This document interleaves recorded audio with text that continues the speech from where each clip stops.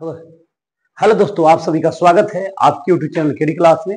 और मैं हूं केडी पब्लिक स्कूल संचालक आर्य कुमार। और आज हम लेकर आए हैं क्लास 10 के पाठ 8 है अनुवांशिकता और जैव विकास।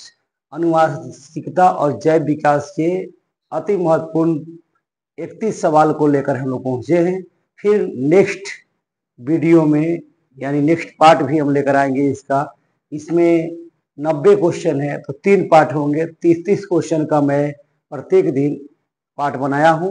तो आज के सीरीज में 30 ही सवाल हैं और इन 30 सवालों को आप लोग देखें। अगर यह आपको अच्छा लगे, आपके जरूरत के लगे तो आप लाइक कमेंट सब्सक्राइब जरूर करेंगे और कमेंट करके मुझे जरूर बताएंगे कि आपको वीडियो कैसा लगा।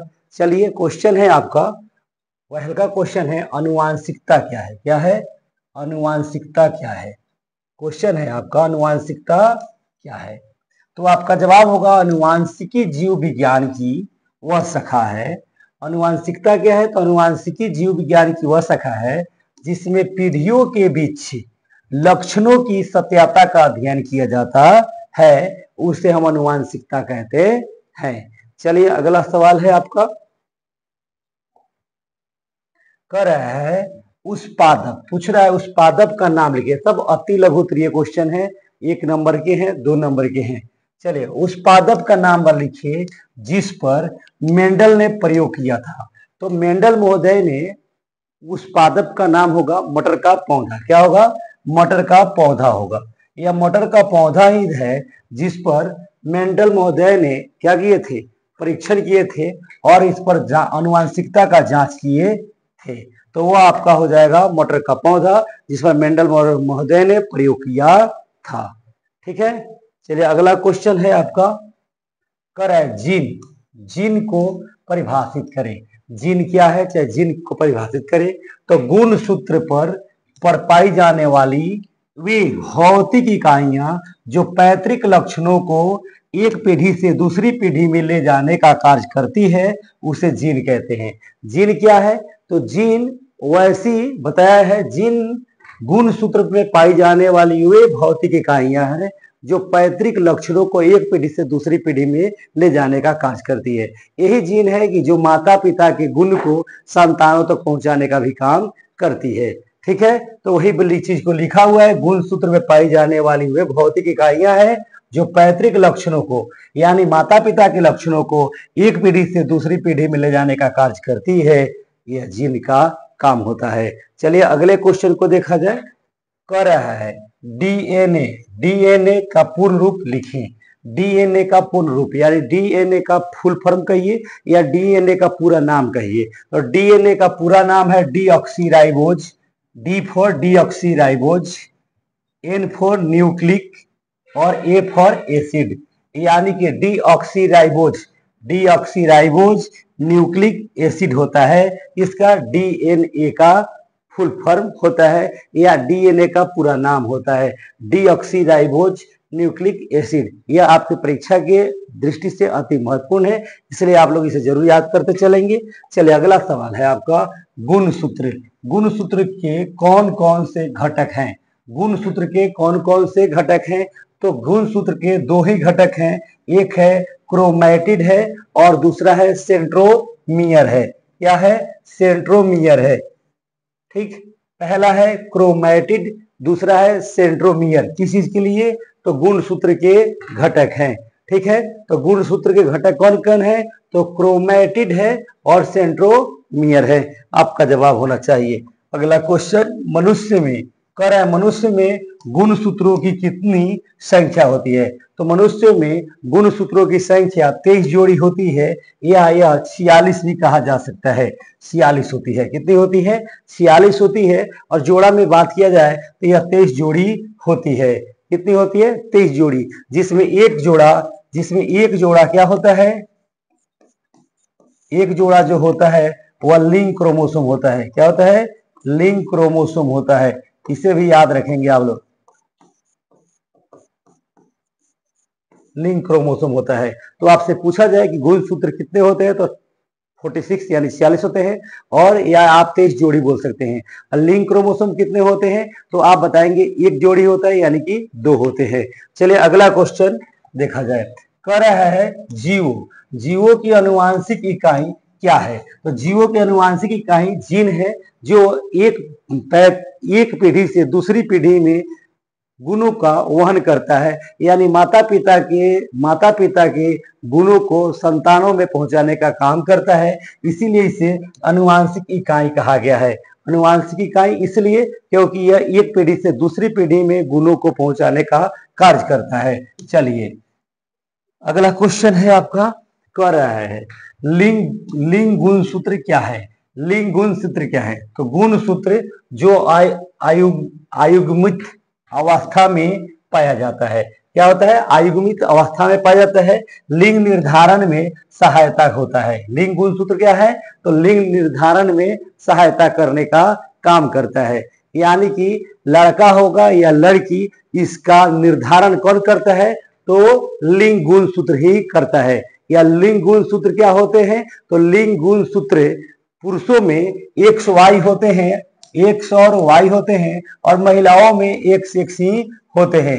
और यही एक्स वाई है जो कि लिंग निर्धारण का कार्य करता है, यानी कि आपको पुत्र प्राप्ति होगी या पुत्री प्राप्ति होगी। चलिए अगला सवाल को देखा जाए। कह रहा है डीएनए में कितने प्रकार के नाइट्रोजन युक्त क्षार होते हैं? डीएनए में कितने प्रकार के नाइट्रोजन युक्त क्षार होते हैं? तो डीएनए में 2 प्रकार के नाइट्रोजन युक्त क्षार होते हैं। एक का नाम है प्यूरिन। क्या नाम है? प्यूरिन। और दूसरा का नाम है पायरीमिडीन। क्या है? पायरीमिडीन है। एक का नाम है प्यूरिन, दूसरा का नाम है पायरीमिडीन। डीएनए में नाइट्रोजन युक्त क्षार होते हैं प्यूरिन और पायरीमिडीन। चलिए अगला क्वेश्चन देखिए। कह रहा है प्राय एक ही माता पिता के 2 संतान आपस में समान नहीं होते, इस घटना को क्या कहते हैं? सवाल है, प्राय एक ही माता पिता के 2 संतान होते हैं, एक ही माता पिता के 2 संतान होते हैं और दोनों एक जैसे नहीं होते, यह क्या क्यों नहीं होता है? तो यह विभिन्नता के कारण होता है। अगर आप सोचिए कि अगर सभी एक माता पिता के सभी संतान एक जैसे हो जाएं तो उन्हें पहचानना कैसे पहचान हो पाएगा? नहीं हो पाएगा, पहचानने में कठिन होगा। इसीलिए विभिन्नता उसमें रहा। कोई ना कोई लंबा होगा, नाटा होगा, पतला होगा, मोटा होगा, लंबा होगा, नाक बड़ा, आंख बड़ा, कुछ ना कुछ विभिन्नताएं जरूर होगी, तो यह विभिन्नता कहलाता है। चलिए अगला क्वेश्चन है हमारा। कह रहा है ऐसे 2 बालक जो एक ही निश्चेचित, यहाँ निश्चेचित लिखा हुआ है, ध्यान दीजिएगा, अंडाणु से विकसित होते हैं, उसे क्या कहते हैं? कह रहा है ऐसे 2 बालक जो एक ही निश्चेचित अंडाणु से विकसित होते हैं, उसे क्या कहते हैं? उसे हम जुड़वा बालक कहते हैं। क्या कहते हैं?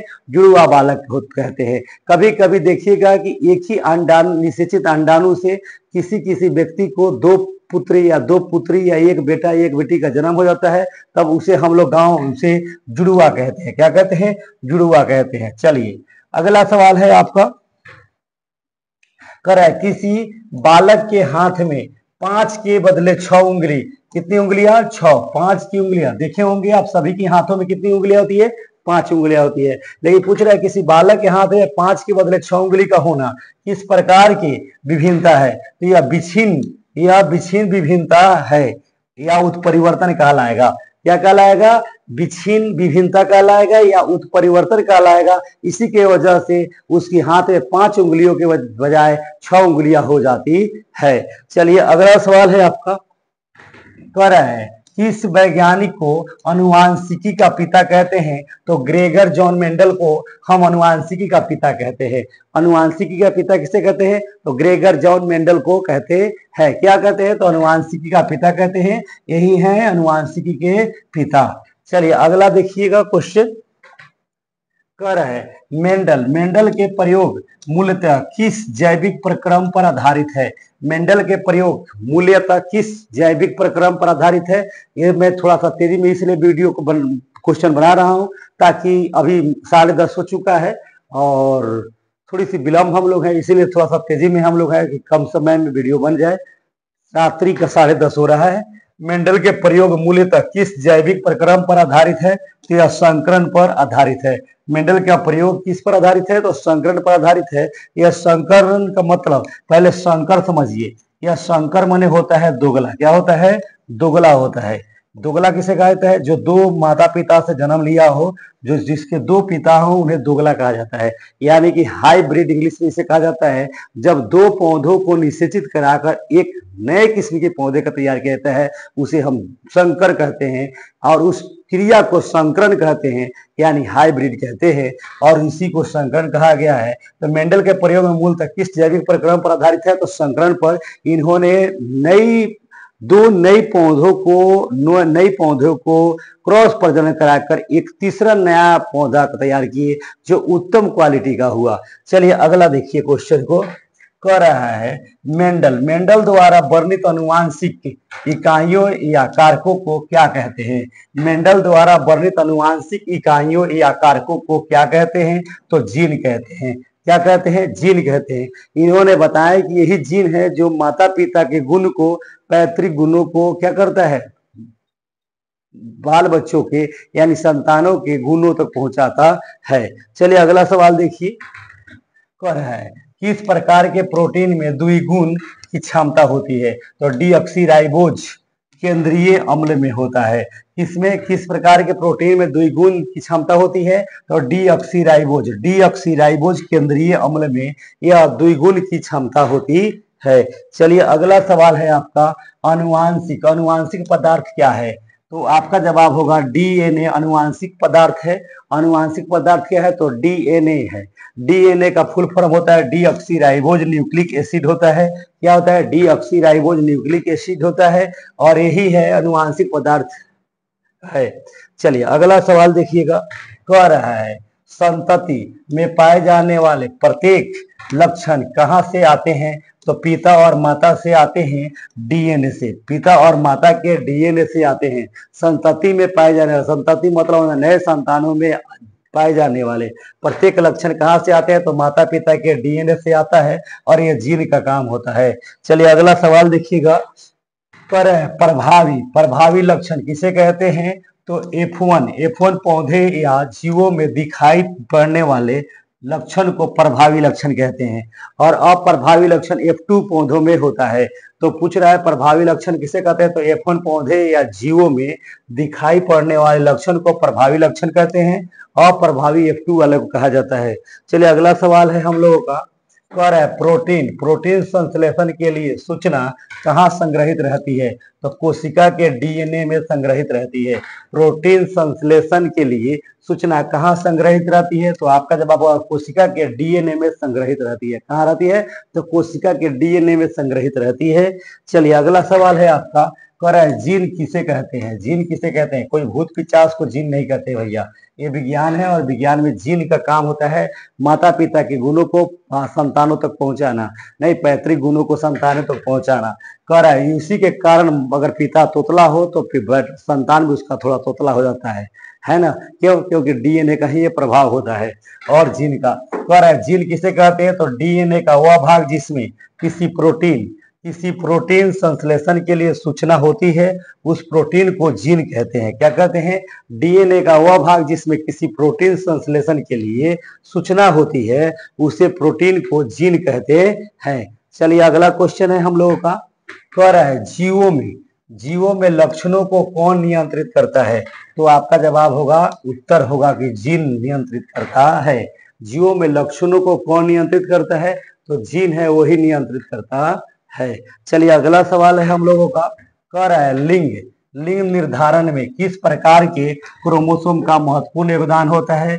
लिंग निर्धारण में किस प्रकार के क्रोमोसोम का महत्वपूर्ण योगदान होता है? तो यह जवाब आपका होगा लिंग क्रोमोसोम का। ऐसे क्रोमोसोम होते हैं 46, 23 जोड़ा होता है, लेकिन 22 जोड़ा ऑटोसोम कहलाते हैं और एक जोड़ा जो होता है वह लिंग क्रोमोसोम कहलाता है। यही लिंग निर्धारण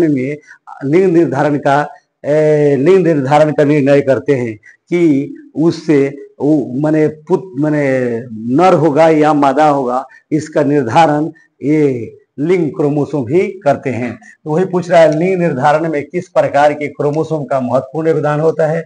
तो आपका जवाब होगा, क्या होगा कि लिंग क्रोमोसोम का होता है। चलिए अगला सवाल है भाई, कह रहा है मानव में लिंग निर्धारण किस आधार पर होता है? मानव में लिंग निर्धारण किस आधार पर होता है? तो अनुवांशिक के आधार पर होता है। किसके आधार पर होता है? अनुवांशिक के आधार पर मानव में लिंग निर्धारण का लिंग निर्धारण होता है। चलिए अगला सवाल है हम लोगों का, कह रहा है मनुष्य के एक कोशिका में कितने क्रोमोसोम होते हैं? मनुष्य के एक कोशिका में कितने क्रोमोसोम होते हैं? तो मनुष्य के एक कोशिका में 23 जोड़ा क्रोमोसोम होते हैं। अभी आपको बताया जिसमें 22 जोड़ा ऑटोसोम होते हैं और एक जोड़ा होता है लिंग क्रोमोसोम। चलिए जो लिंग निर्धारण के लिए उत्तरदायी हैं। चलिए अगला सवाल है हम लोगों का, कह रहा है मनुष्य में कितने लिंग क्रोमोसोम होते हैं? तो अभी आपको बताया गया है मनुष्य में एक जोड़ा लिंग क्रोमोसोम होता है जो लिंग निर्धारण के लिए आवश्यक है। चलिए अगला क्वेश्चन, जैव विकास के दो मुख्य सिद्धांतों के नाम लिखें। जैव विकास के दो मुख्य सिद्धांत हैं, एक है लामार्क है और दूसरा है डार्विन है। कौन है? लामार्क और डार्विन है। जैव विकास के दो मुख्य सिद्धांत के नाम हैं, एक का नाम है लामार्क और दूसरा का नाम है डार्विन है। चलिए अगला क्वेश्चन देखिएगा, कह रहा है उपार्जित लक्षण का वंशागति सिद्धांत किसने प्रस्तुत किया है? लामार्क ने प्रस्तुत किया है। किसने किया है? लामार्क ने प्रस्तुत किया है। उपार्जित लक्षण का वंशागति सिद्धांत किसने प्रस्तुत किया? तो लामार्क ने किए थे। चलिए अगला क्वेश्चन है आपका 31 है, कह रहा है अभिलक्षण किसे कहते हैं? अभिलक्षण किसे कहते हैं? तो बाह्य आकृति अथवा व्यवहार का विवरण अभिलक्षण कहलाता है। क्या कहलाता है? अभिलक्षण कहलाता है। कह रहा है विकास की आधारभूत घटना क्या कहलाती है? ये आपका 32 नंबर क्वेश्चन है। विकास की आधारभूत घटना क्या कहलाती है? तो जनन के दौरान डीएनए में होने वाला परिवर्तन, जनन के दौरान यानी जब बच्चा जन्म लेता है उस समय डीएनए में होने वाला परिवर्तन को हम आधारभूत घटना कह सकते हैं। चलिए अगला क्वेश्चन है हमारा, कह रहा है चमगादड़, ये 33 नंबर क्वेश्चन हो जाएगा। चमगादड़ एवं पंछी के पंख किस प्रकार के अंग होते हैं? तो हम बताएंगे समरूप या असमजात अंग कहलाएंगे। क्या कहलाएंगे? समरूप या समजात अंग कहलाएंगे। चलिए 34 नंबर आपका सवाल हो जाएगा, कह रहा है जंगली गोभी से विभिन्न प्रकार की सब्जियों का विकास किस विधि से हुआ था? तो यह कृत्रिम चयन विधि से हुआ था। किस विधि से हुआ था? कृत्रिम चयन विधि से हुआ था। चलिए मेरे दोस्तों, अगर आपको ये वीडियो अच्छा लगा हो तो लाइक कमेंट सब्सक्राइब जरूर करेंगे और कमेंट करके मुझे जरूर बताएंगे कि आपको ये वीडियो कैसा लगा। चलिए मिलते हैं नेक्स्ट वीडियो के साथ, तब तक के लिए जय हिंद जय भारत।